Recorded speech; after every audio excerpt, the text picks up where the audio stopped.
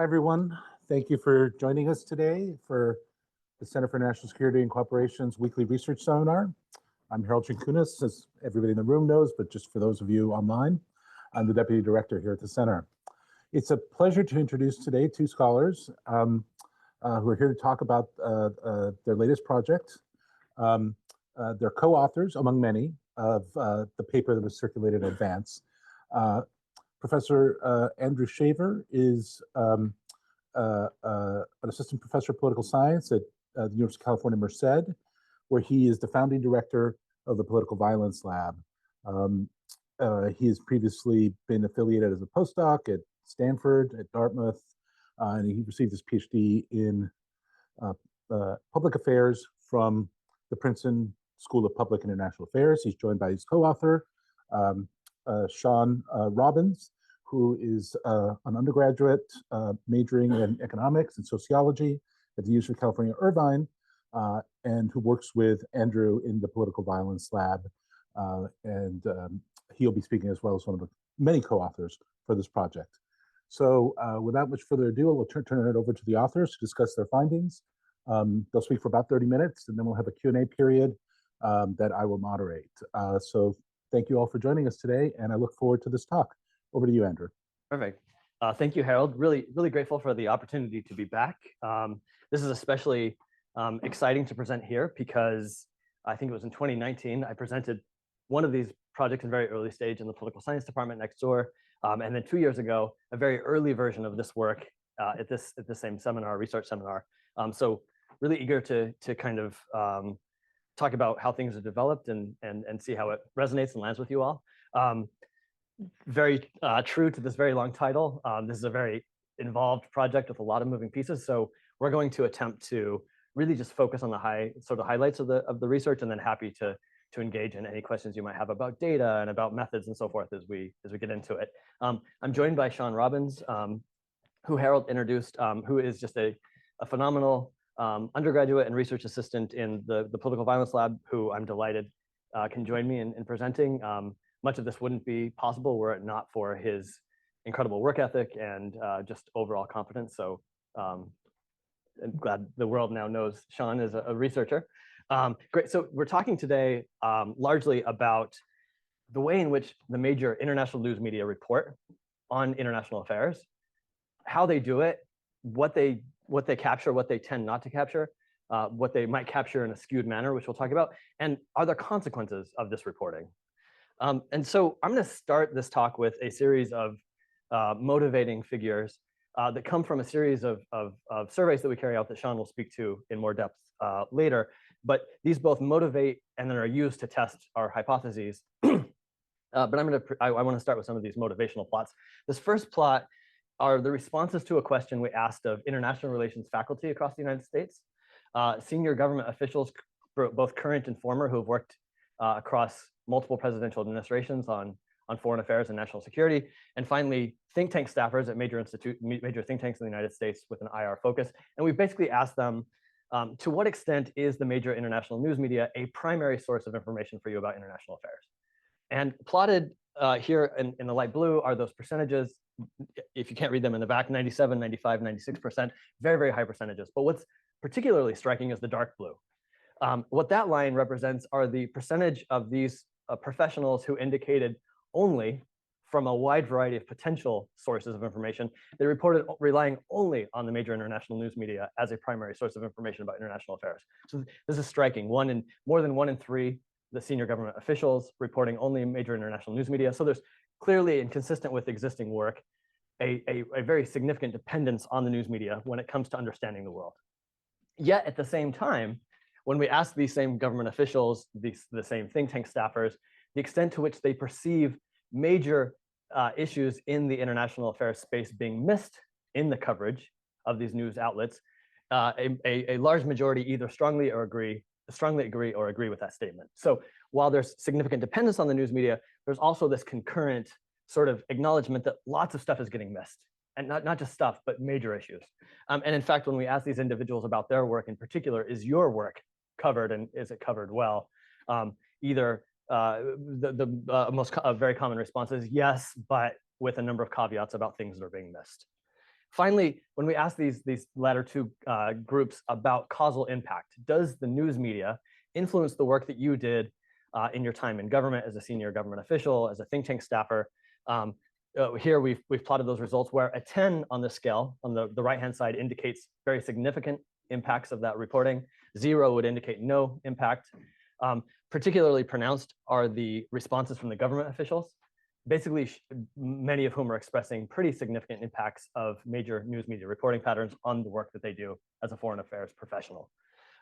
Finally, I think one of the kind of conclusions of our research is that the role of the major international news media as an actor in foreign affairs, I think, is maybe underappreciated.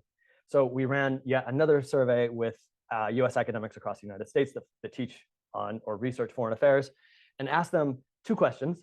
The first is, to what extent when you teach, do you teach did you conceptualize the major international news media as an actor in international affairs? As you can see here on the left, a majority, 73%, say that they do not. In contrast, exactly the reverse proportion indicate when you ask them, do you rely on the news media as a resource for your teaching? Do you use it in your teaching? Do you use it in your research? 73% indicate that they do. So again, we get this picture of significant reliance on the media, even as a minority of scholars are thinking about the media as a major actor in international affairs. So the starting point for this project, which I really kind of wanted to highlight for you all, because we're in a community of largely security studies scholars here, is really thinking about political violence and social unrest around the world. So an early version of this research really started to grapple with, how do we know where and what type of violence is happening around the world? And the answer, you probably guessed it, is we know that largely from news reporting. So there are large efforts like ACLID, the Geo-Referenced Event Dataset out of UCD Prio, the University of Maryland's Global Terrorism Dataset, so on and so forth, that track incidents of political violence, social unrest around the world, primarily from news reports. And our starting question was, do those reports of violence really capture what's happening around the world, or are they potentially systematically missing particular types of violence? And so for this first project, we took fine-grained security force records. Here I've plotted records of released by the US Defense Department of airstrikes and other engagements with ISIS in Iraq and Syria.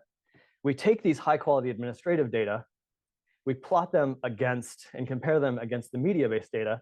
Here I've taken those same airstrikes reported by the US Defense Department, report in blue for Iraq and Syria, dashed and bold lines, compared them against airstrikes reported in one of these major conflict event data sets based on the news media, right? And the first thing you see is there's just a tremendous amount of missingness.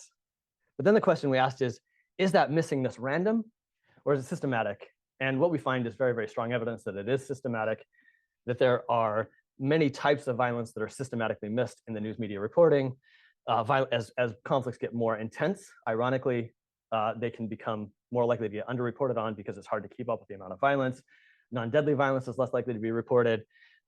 Rural violence is less likely to be reported. I've cited the paper down here if you'd like to take a look at the results, but that was project number 1. We've since confirmed some of these results relying on survey data instead. These are survey data collected from respondents across Cameroon, Chad, Niger, and Nigeria, where we asked them, or where they were asked rather, about protest activity they had observed in the past week.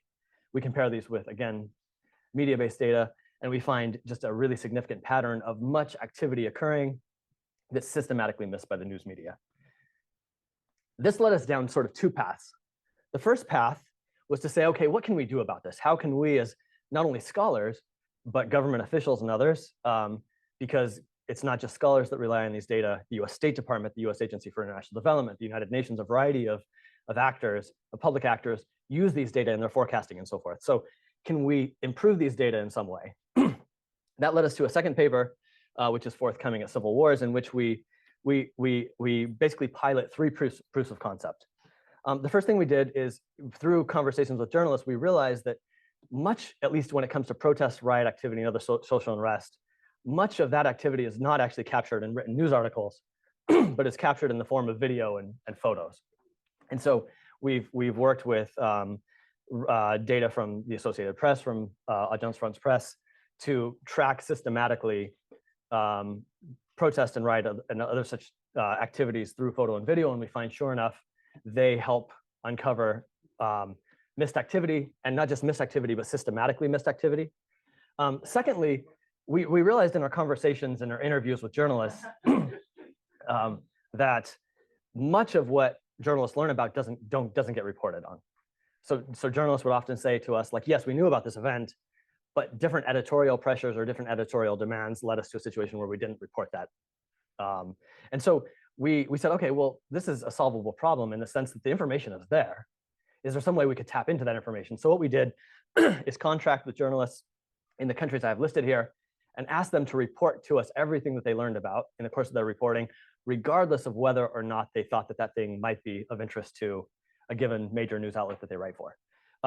And here are the results just for Pakistan, which I found particularly compelling. In the blue are the journalist reported records. The red are the news-based records. And you just see like this overwhelming, it's not a majority, but you see just an overwhelming amount of missed violent activity. And it's not just missed randomly. Again, there are clear patterns to this. So in the case of Pakistan, for any Pakistan scholars in the room, you'll recognize this province with this predominantly blue is the Balochistan province in Pakistan, where journalistic activities are largely restricted, where we understand from the journalists that we work with there, much of the violence seems to be, or at least some of the uptick in violence seems to be fueled by weapons that have come in from Afghanistan following the US withdrawal. So, you know, I think there are some real clear paths forward here to starting to take media-based conflict data more seriously. That was the first path that we went down. But the second path that we went down, we're really going to speak about today, is to sort of instead of looking forward, to sort of take a step back and to ask, in addition to political violence and social unrest being systematically missed by the news media, what else is being missed? And in particular, are major global issues being missed? And if so, are they being systematically missed? Number one. And if they are, and they are, does it matter? Are there consequences to this missingness? And I think if we've done our research properly, I hope to persuade you today that, or convince you that, like these patterns of reporting do have consequences. We're going to think about these consequences in two ways. We're going to think about what happens when the media simply underreport on an issue, or when they report at a low level on an issue. Does that generally affect knowledge of or awareness of the issue? We're also going to think about what happens when the news media reports on a major issue in a skewed manner. Does that then predictably lead people to understand that issue in a skewed manner? Which then might beg the question, well, what is a skewed reporting process? And so I'm going to motivate this with the case of flooding in Pakistan in 2022. In 2022, starting with the monsoon season around June 14, Pakistan experienced one of the worst natural disasters in its history. Massive flooding that occurred throughout June, July, and through August that led to millions of homes being destroyed, some 7.9 individuals being forced from their homes. It was just an incredible natural disaster. But what's really interesting in this case is that I should say a really incredibly devastating natural disaster, that is. But what's very interesting is that the news media did not begin to report on the flooding in earnest until August 29th. Our understanding as to why this is the case is because the Pakistani government did not formally declare a state of emergency until August 29th. Also on that day, they released a variety of statistics that the news media could really kind of use in their write-ups and so forth. And so from our estimates, we see this massive spike in coverage of the floods starting in late August, whereas the actual flooding and the devastation was taking place throughout this period. Right? So it raises this kind of natural question. We're all inundated with news on a daily basis. Do we take the time to read articles carefully? Do we rely more on headlines, especially when we have social media like Twitter that might feed us these stories? And so the sort of natural question is, do these reporting patterns then have predictable influences on how people understand these events? So I'm going to turn it over to Shawn, who's going to talk you through the details of our surveys and in-depth interviews that supported this research before we move into the actual research. Thank you, Dr. Shaver. So to answer these questions, we run 5 surveys across 4 distinct populations, the first of which, and our most expansive, being of US residents. We work with a survey firm called Cint. They run online survey panels, which allow us to reach a large variety of US residents and within states and territories. So our sample varies across age, gender, income level, education level, and partisan identification, to name a few. When we talk about these three groups, sometimes we refer to an aggregate as IR professionals. Maybe most specifically, these senior policymakers, we're referring to individuals who have been selected from the Bush to Obama and Trump administrations, but as you know, they may have worked in previous administrations and some may still be working in the Biden administration today. But we use a set of records called the Federal Yellow Books, published by a company now referred to as Leadership Connect, which takes every office of every federal department and collects contact information for all these people. But we identify roughly 17 different federal departments that contain some level of foreign policy or international affairs type of work.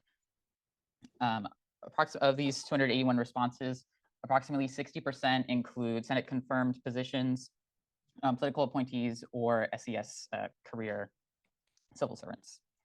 For these think tank staffers, the main criteria is how these think tanks are selected. First, they're based in the US. They are also not affiliated with an academic institution, but more importantly, they produce at some level of internationally based work. They're not required to be entirely international. And again, approximately 60% of these hold either senior or board member level positions. We run 2 surveys with our faculty, one as an IR professional, but one on their own, where we take William and Mary's trip teaching research and international policy. We collaborate with them graciously on using their data sets for these officials. We survey academics at US institutions who are affiliated with or employed at a political science, public policy, or related department, and who either teach or do research on some sort of international affairs or focus on a particular non-US country. We have an expansive set of semi-structured interviews as well. At this time, we have over 180 interviews with current and former professionals. These interviews are not essential to our research, but they largely substantially inform our research as for qualitative backgrounds to motivate our survey questions. For example, we have, again, these high-level officials at federal departments. We have major NGOs. When I say major, I mean US NGOs that have an income level of over $50 million a year. Intergovernmental organizations, largely the UN, but not exclusively. Major philanthropic donors, staff of foreign government diplomats. But maybe most importantly, we know that these media effects exist because we've talked to media executives. We know that these journalists are encountering these problems because they told us. So I'm going to pass it back to Dr. Shaver now to talk about where we expect this to go and our logic behind these. Excellent. Thank you so much, Shawn. So the guiding logic of our research is pretty straightforward. The first is that what we've learned through these interviews that Shawn just referenced, and through other empirical work, which we're happy to talk about if time permits, is that much of what gets reported by the major international news media on international affairs is what we call exogenous to national interests. Of course, there are certain issues that foreign affairs professionals seek to promote coverage of because they say this is important. But there are just a wide variety of reasons that what gets covered on a day-to-day basis may or may not line up with sort of, again, what national security and foreign policy professionals might otherwise sort of highlight. One example of this is the role of foreign bureaus. We, for example, talked to one New York Times reporter who talked about the really sticky nature of foreign bureaus that were set up really in the aftermath of World War II. Very few set up in Africa, many set up in Western Europe. They then hire staff, they hire drivers, they hire such that they don't want to let these staff go, and they take on this sort of nature where the bureau persists even as news demands and sort of where the news sort of is, so to speak, geographically changes. The effect of this, right, is that you have staff in some countries and you have staff that are much further removed from other countries. We find pretty significant evidence that these bureaus don't move often. They do move sometimes, but they're pretty sticky. So here's an example, and sort of journalist after journalist would talk to us about just how fundamental just that foreign presence is. You're there, you hear things happening, you write a news story on it, right? So you get a lot of coverage that has to do with dynamics that are just sort of, again, orthogonal or exogenous to sort of the quote unquote national interest. So that's sort of like a starting point. A second starting point here is that we live right in this attention economy that I referred to at the beginning of this talk. Maybe some of you, hopefully all of you, take time to really read the news deeply and carefully. But what we suspect happens, and indeed what we see in some of our surveys, is that individuals, and in other research, that individuals report often skimming headlines. Maybe they read a few articles, but we, I think, broadly as a society tend to rely on the aggregate patterns of news that we see in terms of of headlines and so forth. And so I think what this means is, what we predict this is going to mean is that those patterns of reporting themselves, whether you recall seeing a large number of stories on a particular refugee crisis, we're going to predict that this is then going to lead you to be more likely to then associate either sort of patterns with these crises or just be aware of them in the first place. To do this, we're going to, in addition to the interviews that Shawn referred to, we're going to engage with Media Cloud.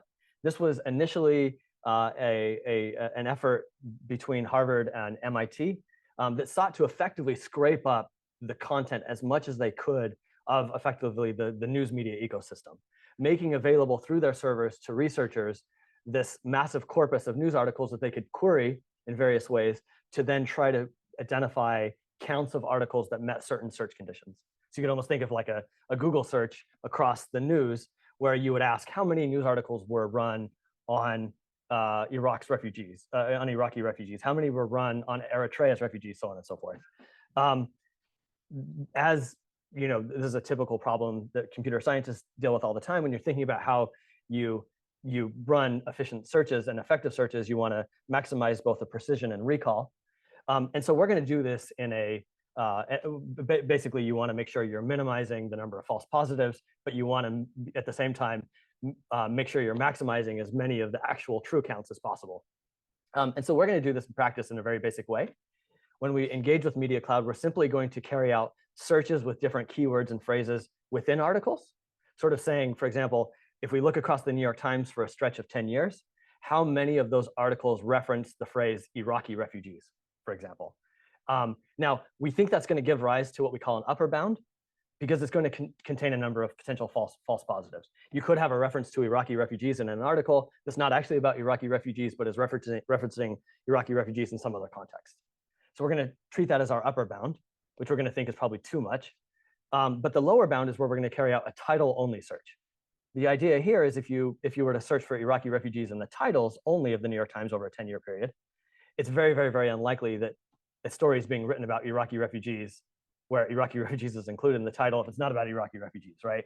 On the other hand, there are probably a lot of stories written about or deal significantly with Iraqi refugees that may not be in the title. So again, that's going to undercount. So we're going to, our kind of estimation strategy here is that the truth lies somewhere in the middle of those two numbers. The first analysis we're going to carry out is to ask, are major international issues underreported? And the way we're going to do this is we're going to take the best numbers that we can find, the most objective numbers we can find for various refugee crises.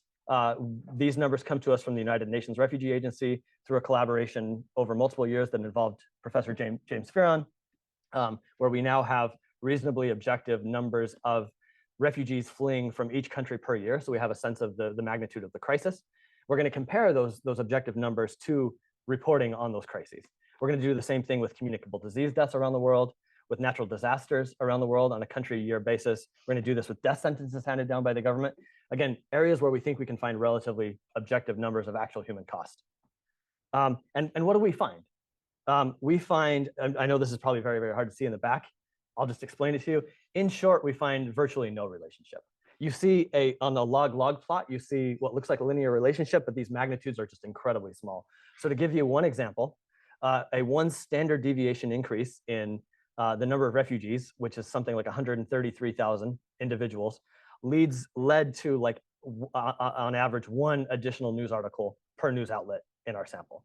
The news outlets that we're looking at, by the way, are what you typically think about as the major international news media, The Guardian, the BBC, so on and so forth. We see similar patterns across natural disasters, communicable diseases, so on and so forth. So our first kind of empirical observation is, yes, major crises are going significantly underreported. You might wonder, well, what if I engaged with sort of those outlets that specialize in foreign affairs reporting, like Foreign Affairs Magazine, just to pick one, but the New York Times, Wall Street Journal, so on and so forth, we find effectively the same relationship. So trying to be more kind of careful about your news outlet doesn't seem to solve the problem. Okay, so that then led us to say, and this was actually research that we presented here 2 years ago, the same finding. What's new is we have since then asked, well, does this matter? And specifically, the way we're going to think about mattering is we're going to ask when particular crises are underreported or when they receive very, very low levels of coverage, are they just generally less likely to be known not only to US residents, but to the foreign policy elite? And the way we're going to do this is we're going to choose only the world's largest refugee crises. So we're going to choose Syria's refugee crisis. We're going to choose the Democratic Republic of the Congo's refugee crisis. We're going to choose Nigeria's refugee crisis. We're going to choose crises that have produced hundreds of thousands, if not millions, of new displacements. And then we're going to effectively randomly ask people. We're going to divide those crises into 2 categories. Those crises that receive very significant news coverage, think Syria's refugee crisis, the Rohingya refugee crisis out of Burma. And then we're going to create a category of the world's largest refugee crises that were largely not covered. And then we're going to basically ask general questions of our survey respondents to assess whether they know about this crisis. And the way we're going to do this is a very straightforward question. Over the roughly past decade, from 2010 to 2020, which of the following countries had the greatest number of its citizens flee as refugees? We're going to choose as the false answers, as the incorrect answers, cases that also had refugee outflows, so that they're plausible answers, but whose magnitudes are so much smaller that there's only one clear answer, right? We're not comparing a case with 120,000 versus 100,000. We're comparing a case with 300,000 to one with 20,000, say. So there's a clear major crisis here and one that's much smaller. And what do we find? Here we plot the predicted probabilities of a correct response. On the left for the US residents, you can see 25% of respondents are choosing correctly the high covered crises, about 10% choosing the low covered crises. And then on the right, we have the foreign affairs professionals. We've grouped the 3 groups together, and you can see about a 10 percentage point difference in their awareness. We've also broken them down in the gray by the individual groups, and you can see that the results are pretty consistent, whether you're looking at US academics or foreign policymakers, so on and so forth. Great, I'm going to turn it over to Shawn one final time to talk you through our skewed coverage cases, and then we'll present the final results and we'll wrap up.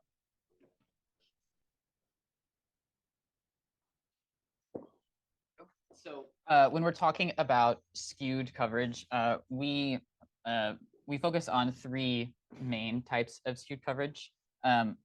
First, with Pakistan's flooding crisis in 2022, we have the actual event beginning on June 14th, but major reporting starting August 29th. We call this like a delayed set of reporting, which we see also with Ukraine's refugee outflows pre the full-scale Russian invasion in 2022.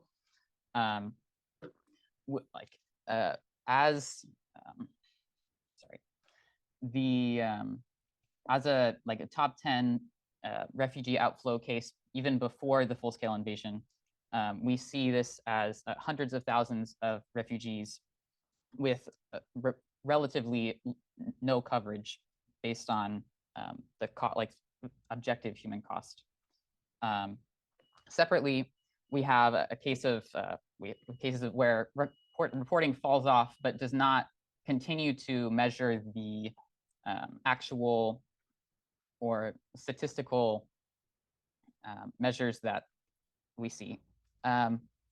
First off, with the Saudi detention of elites that occurred in 2017 by the Crown Prince at the Ritz-Carlton, over 400 elite officials, princes, magistrates, etc., were imprisoned, detained for at least 1 year. There is no confirmed information that all of these people have been released or are no longer being detained, but for at least 1 year, these individuals were detained. But reporting falls off starkly quickly and definitely does not maintain consistency throughout this year.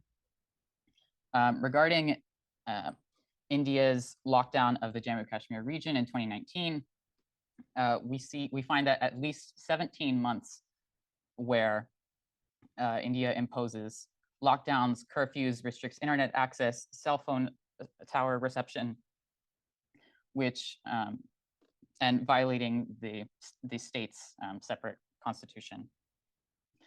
Finally, in this category, we refer to ISIS invasion of Iraq and the Yazidi crisis. Still years after the beginning of the crisis, hundreds of thousands are displaced. And today, even, there are many that are still living in camps. Naturally, as you can tell by reading the news, this is not a highlight anywhere. And finally, we find that there's a third type, not exclusively, but regarding a geographical skew. We find that maritime piracy refers to Somalia in the greatest quantity, but there are objective data sets that find that there are many other countries that experience more piracy off their coast than Somalia does. So how do we see if people are able to interpret this skew, or does this skew actually influence anyone? Because these are major events. These are the kinds of things that we would hope and expect foreign policymakers, IR scholars, faculty, etc., to know about and be able to identify. So we asked them, this is going back to the Pakistan example, provide the date and month when this began. Straightforward. I'm going to turn it back to Dr. Shaver to discuss our results. Perfect. Thank you, Shawn. Great. So I think this will become a little clearer as we walk through some examples. Again, apologies, there's a lot happening here. But I'll give you the example of the Yazidi case. So Shawn mentioned in Iraq, ISIS persecutes the Yazidis. It's this terrible humanitarian crisis that leads, as we can tell from our estimated reporting, to a massive spike in coverage. Talking about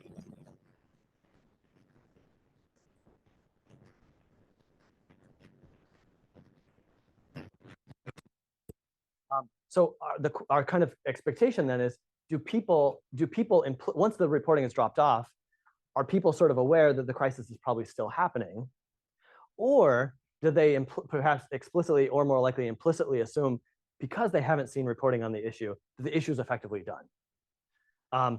Similar cases with the Saudi detention, right? You see this big uptick in reporting that then drops off. The India lockdown of Jammu Kashmir, big uptick that drops off. So what we're wondering here is, do people then implicitly assume that these crises are over? Or in the case of Ukraine's refugee crisis, when it's not being reported on ex ante until the full-scale invasion, or the Pakistani floods, do they assume that these events really start when the reporting really starts? And this is exactly what we find. What we've plotted below each of these reporting lines, which are in the dark blue, these weekly reporting estimates, are the distribution of responses. So for example, you'll see here the vast majority of those residents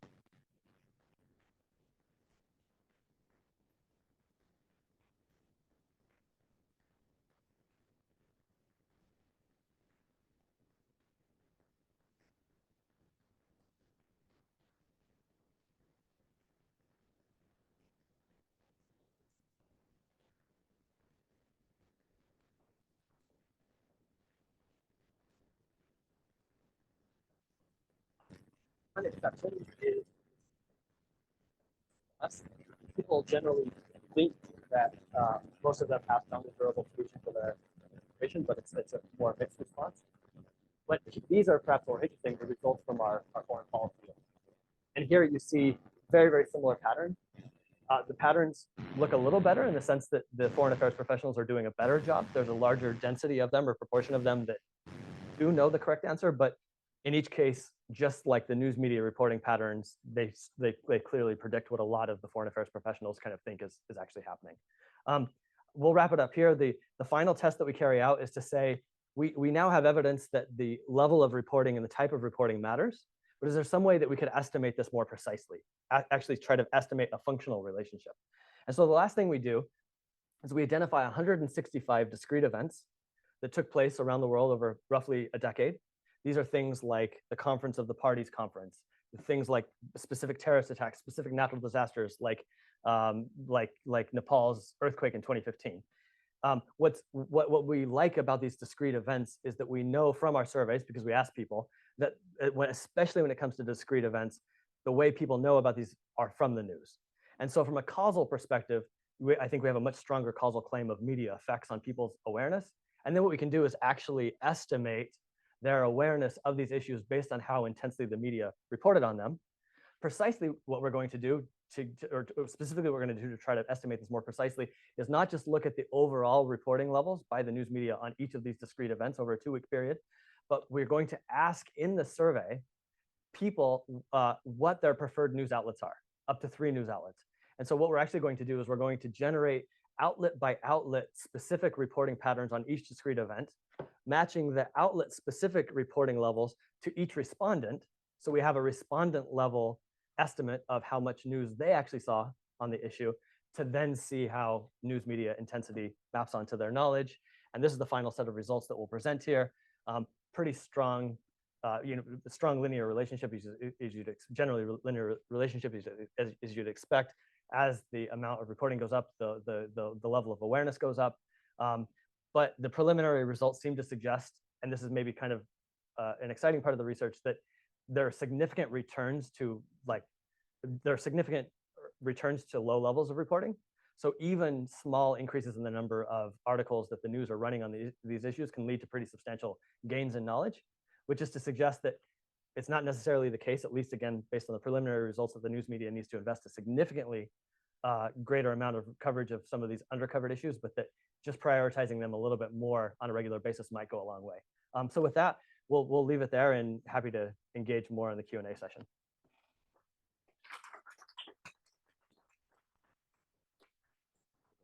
Great, thank you. Why don't you take a minute to join us at the front of the room, and I'll open the session up to Q&A.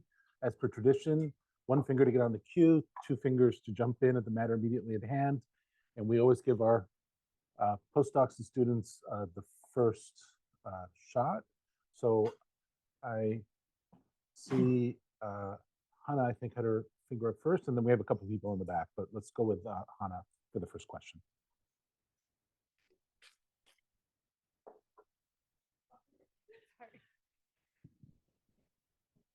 Is this on? Is this on? I'm going to assume it's on. Hi, thank you, Andrew. Thanks, Shawn, for the very interesting talk. I have a bunch of questions, but I'm going to join you for dinner, so we can talk more offline. I'm going to pick 2.5 questions, which is first. I can't decide. I was wondering about the cost assumption. So if I understand you right, it is basically that you're assuming that the more human costs an event kind of like incurs, the more we should see, like in a normative way, we should see reporting on it, which I normatively like follow. But I was wondering where like the theoretical foundations for this assumption basically came from. So I didn't quite get from the talk or I think the paper, but I might have missed it. Like, why are you assuming this would be the case? Because obviously, we have like media studies and communications and journalism, whatever, that are talking about media bias and reporting bias and also all these sort of things, which give you a bunch of reasons for why, there might be other reasons why you select, some topics to report or some not. A second question, that is the half one, is a methodological one.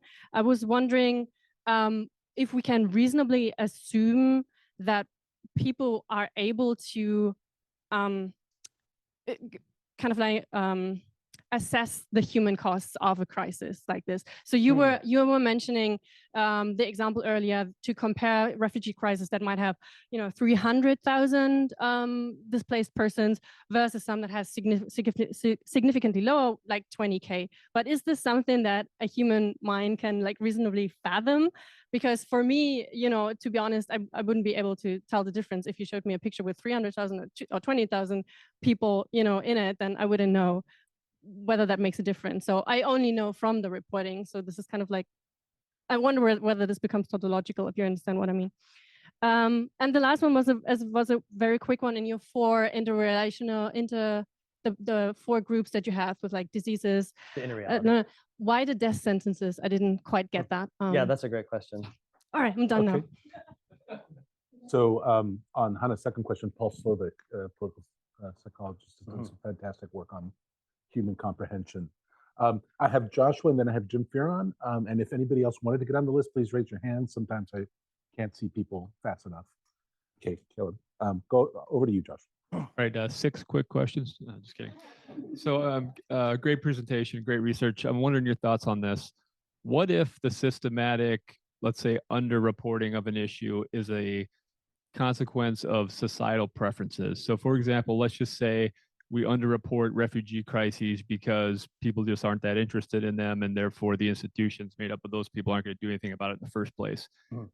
Is that the case? And if it's the case, what's the so what of the research? Because I think your implications are, if something like that is underreported, hey, if we elevate the reporting of it, it'll bring more attention to it and we can act upon it. But what if the systematic underreporting of an issue is kind of a consequence of the fact that we just don't care about it in the first place?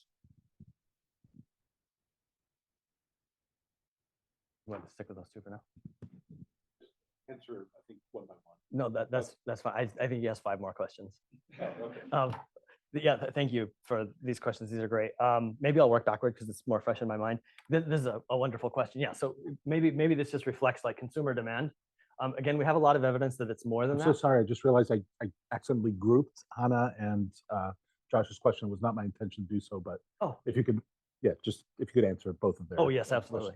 So we didn't have time to get to this, but this quote I love and also don't like this quote at the same time for reasons that'll become obvious. But Shawn mentioned this large set of in-depth interviews that we've carried out with foreign affairs professionals, again across the United Nations system, across the major international NGOs, across the U.S. government, foreign governments, and part of what we ask them is a really straightforward question, which is, what are the implications, if any? We don't want it to be a leading question, so we make sure we include that caveat, if any, of the news media's reporting on the work that you, your organization, others in your field do. We know from the survey that we have the foreign affairs professionals and others indicating causal impacts, but here we actually have the chance in the interviews to ask them, what are those impacts? And if I had to pick, there are multiple themes that come out, but by far the overwhelming theme is money. And so and what's really interesting about it is it's not just the movement of money, it's the almost seemingly fickle nature of what gets funding and what doesn't. And so here, for example, this particular World Health Organization official is talking about how if we get a lot of news attention on an issue, then both countries and philanthropies, that fund it will be more aware of the issue. Then politicians will pay more attention to it. They will give us more money. But this is the best part. So often you have these meetings with these high-level politicians or philanthropists who don't really know the epidemiological research, and they just read in the newspaper a story the night before about a particular problem that kind of catches their fancy, and they decide to fund it. This was one of the more striking quotes, which is why we include it. But over and over across, whether it's in the development space, the humanitarian relief space, whether it's the United Nations, whether it's in the think tank, or sorry, less than the think tank, but the international NGO world, there's this sort of common theme of what gets reported on really drives money. And so, I think that's the first part of my answer. But the second part of my answer, which I think also gets to the question here about the methodology and 100,000 people versus 300,000 people affected, what we find in our research is that there are certain crises. Eritrea is a great example of this. Eritrea, based on egregious human rights violations, has had hundreds upon hundreds of thousands of people flee its borders. We went through the Washington Post, because we know that's an outlet that a lot of a lot of scholars and others rely on, and international affairs professionals. And I think we were unable to find a single reference in a title to an article on Eritrea's refugee crisis. Now, it wasn't that they had never addressed the issue. You could find it if you look more deeply. But I think our kind of point here is that some of the magnitude of some of these crises and the level of underreporting is so egregious that we think it has really fundamental effects on just basic awareness and knowledge, to the point where, I guess to your point, Josh, I think there's there's almost a question to be asked about, like, if people were aware of these issues in the first place, would that change their interest levels? And maybe there's something to be learned here about like the effect on voters. But what's especially intriguing and kind of compelling to me is, when I wake up, or I'd like to think that like the U.S. national security foreign policy establishment is aware of all the issues happening in the world, right? And it's just a matter then of making the hard decisions about where to invest funds and so forth. But I think what our research is showing that many of these crises are just off the radar in the first place. And so I think that's the significance here of 100,000 versus 300,000. Not that people can necessarily distinguish those differences in costs per Paul Slovic and other people's research, but saying there are these massive cases that are just missed in the first place, and what are the implications of that? And then, sorry, you asked about cost assumptions, increasing reporting, normative judgments. Yeah, there is, I guess, a normative basis in our research to the extent that we, there is sort of like maybe a sort of backward, like you can't get away from normative judgments like entirely, and there's probably something in the background here about like, should the media like be reporting more on these issues? I think we try to stay away from making any kind of claims like, here's what the media should do. And it's more just sort of, we're trying to ask the objective question of like, here's what the media does do, and what are the consequences of those reporting patterns on how people, again, including foreign affairs elite, just understand the world that they're responsible for engaging with. Sure, but I just want to make sure, Hannah, you'd also ask a question about why death sentences. I don't know if why death sentences? Oh, the death, yes, I'm so sorry. Yeah, that's right, it's question number 3. For no other reason than, initially we had focused on refugee crises, natural disasters, and communicable disease deaths, and all very much sort of in this humanitarian space. And we were trying to look, are there other areas in which we could get reasonably objective data to compare against the media reporting patterns? What's tricky about a lot of international events that you would try to count, like political violence, is that often our source for those data is the news media. And so if you're trying to compare the data that come from the news media to the media reporting pattern, then it's endogenous and you're not learning anything. So death sentences were this interesting case where, with a few exceptions where countries actually try to hide those death penalties, what we found was, in a lot of cases, countries are very open about this. Like, these are the people we have pronounced to put to death, and now here are the people we've executed. So it's more like, it was actually surprisingly a case for us where we're like, oh, we can actually get pretty objective counts on the numbers. And it sort of takes us away from this humanitarian space into sort of a different political space. So what we're really trying to go for here, and I'd love to expand this beyond those 4 categories to 20 categories, trying to look at, but we were constrained where we can actually find this kind of objective data in the first place. So great. Oriana has a 2-finger. Let's keep it snappy. Short questions and short answers. Okay. I feel like I'm getting there, but I'm not quite understanding your answer to their question, which was a similar question I had. Okay. Because you say that you're not making a normative judgment, but like even that Eritrea example, you're like, people should know about this. And I'm curious, because you talk about underreporting, maybe do you have any cases of overreporting? Because in my mind, I've worked in the Defense Department for 14 years. And when I look at some of those examples you gave, I'm like, these are strategically relevant things. I don't even have to know what's happening in Eritrea, more or less, to know that it's strategically relevant, and I can ignore it. Right. And so that's a very harsh way of putting it. But I guess can you really delve into, do you have any cases of stuff that you would say, this is very strategically important? This is not a humanitarian issue. Again, sorry to be kind of harsh about it. This isn't a humanitarian thing. It isn't about the cost of life.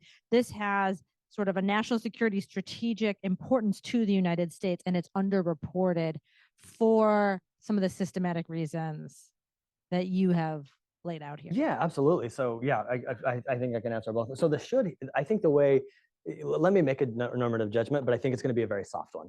or it's going to hopefully be one that will be hard to sort of debate too much, but you may disagree. The should here might be, if I'm making a normative argument, it might be that like, yes, we should be educated. In other words, like it would hopefully never be the case that like a US senator or a whomever like didn't know about this thing, and then it was only because they knew in the first place that they actually decided to take action. Like, so I guess my argument would be like, yes, ideally we should be broadly educated about what's happening in the world. Now, once we're educated that this thing is happening, once you know that Eritrea has a refugee crisis, once you know, then I think then the normative gloves come off in the sense that we're not saying you should do anything about it. We're leaving that to the policymakers, but I guess we are making a fundamental argument like that, like we motivate the paper with this quote from Ida Wells that says something like, before the people must act, they must know, or something to that effect. And so I think that's really kind of the central premise, which is, are the current reporting practices leading to just general deficits in awareness? And if that's the case, then I think that's kind of the fundamental, maybe normative problem. And then from that, then then policymakers can do what they will. In terms of like non-humanitarian kind of crises, we give two examples in the skewed coverage case that come to mind immediately. One is India's lockdown of the Jammu Kashmir region, right? So here's a case of a major U.S. ally, a major democracy that's experiencing arguably backsliding, that is now imposing a political lockdown of people, depriving them of basic liberties. And so, yes, and we find that the perception, because that media reporting drops off, we find that then policymakers and others predictably think that it's over when it's not. So to me, that seems like that's in the US and other national security interests and foreign policy interests to know, like, is a major, like what behavior is a major ally engaging in? Or the case of Saudi Arabia with the lockdown of its dissidents, right? Where, again, we see pretty overwhelming evidence that people think it's over when in fact it's not over. And these are just like a handful of cases we picked. So I can imagine we could go on to do this in a variety of other kind of areas too. Okay, let's go to Jim Fearon, and then I have Caleb on the list, and then I'll add Callie. I think that's probably about as far as we're going to get today, just because of the time. Jim. Okay, so we'll do Jim and then Callie. Thanks. It's really interesting. Let's see. So maybe I just didn't. Or not a good question. They have to understand some of your graphs, but news. I mean, it's just right in the name, right? It's what's new, right? What are the journalists? What are they doing? They're trying to say like what's new. What? So they're all about change, right? They're not about levels. And I don't know. It's a little hard to tell, but like say take piracy. There's lots of piracy in Southeast Asia. Yeah. There's always a lot, or there's not a lot of change, right? So, or say interpersonal violence, huge amounts, way more than collective violence, but it gets essentially no reporting. It's just always there, and so from a media perspective, or a lot, it's like, oh, this is not something to report on. What we report on is what's some change. Have you thought about how you could look at your data to see like, okay, a big change in refugees flows, how much that might give you a much better predictive model for what's getting covered, although I'm sure you'd still have the kind of phenomena you're looking at. Maybe the normative point is to say that is to try to get journalists and newspapers to do more level reporting and say educate their readerships to say like okay, big increase in piracy and here, but where graph of where is there a lot of piracy all the time, that kind of thing. And because I think people like to look at those things, but and sometimes maybe I think you see that more than we used to in the media, but I don't know. That's just... Thank you, Jim. That's very, very helpful. Yeah, so I take your point that there's definitely a normative anger in thinking of the so what, right? One normative implication might be engaging with news media to see if there's some way to bring about more reporting on the levels versus the change. But I think it raises also kind of another implication for people like us in this room, right? Which is the evidence very strongly indicates that we are heavily reliant on the news media for our understanding of the world. And so I hope what our research also does is sort of serve as a challenge to start to think about, if you want to be more broadly familiar with what's happening, And now that we understand these media effects, can we try to systematically substitute into, other sort, maybe substitute is not the right word, not to say that we should stop engaging with the news certainly, but what alternative sources can we engage with more?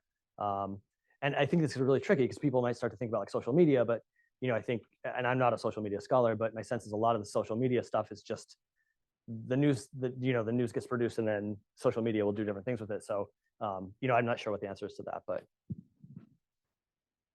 we'll give Callie the last question. Awesome. Thanks, Harold. Hi, I'm Callie. I'm a biosecurity postdoc here, and I have like a bio-related question. And it's kind of forward-looking. So like, do you imagine there are alternatives to reporting or learning about crises that aren't through the news media? I'm thinking about like during the COVID-19 pandemic, instead of like reading the news about COVID, I would like look at COVID dashboards, right? I would like look at epidemiological cases. And so I'm curious, you presented some really cool data visualizations about crises. Do you see a future in which people get their data from sources like that as opposed to through the news? Yeah, Callie, thank you. That's a great question. Unfortunately, I don't have some super informed answer. One thing we do in our interviews, our in-depth interviews, is ask these, right? Because we'll ask these people, to what extent does the media influence what you do? We'll also ask them, are there major undercovered issues in your area of work that you would like to flag for people's attention? I haven't been on every single one of our interviews because we have very capable people like Shawn that are often leading the interviews, but at least the ones I've been on, I can think of one case out of the 100 and whatever in which someone did not have an answer to that question. So these major undercovered issues abound, and then we'll ask them at the end, specifically for an undergraduate audience, we'll say, like, if you were helping kind of inform, international relations majors or something, are there particular sources that you would turn them to? And so we've been sort of in the process of trying to collect those resources. A lot of times they are just pointing back to, like a lot of times they'll say, like, yes, we actually are reporting this stuff, different UN entities, like, we've got this stuff on our website, you just have to turn there. I think part of the challenge is, like, one, people knowing where to turn, but two, is there some way, I think what you're suggesting, to actually take these maybe otherwise mundane reports that people may not have sort of the time or sort of energy to seek out and find and read? Is there some way to maybe start to pull from them in kind of ways? For example, I mentioned the data that Jim and I have been engaged with the United Nations Refugee on, the flow data. That's now being released on a public ongoing basis. So the numbers are there. It's just a matter of, like, trying to bring them to some kind of focal point. Great. Thank you very much, Andrew and Shawn. Thank you everybody for joining us, and let's give our speaker thank you. Round of applause.